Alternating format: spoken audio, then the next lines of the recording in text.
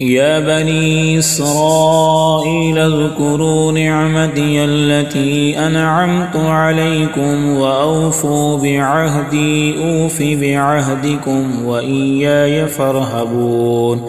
وآمنوا بما أنزلت مصدقا لما معكم ولا تكونوا أول كافر به ولا تشتروا بآياتي ثمنا قليلا وإياي فاتقون ولا تلبسوا الحق بالباطل وتكتموا الحق وأنتم تعلمون وأقيموا الصلاة وآتوا الزكاة واركعوا مع الراكعين أتأمرون الناس بالبر وتنسون أنفسكم وأنتم تتلون الكتاب أفلا تعقلون واستعينوا بالصبر والصلاة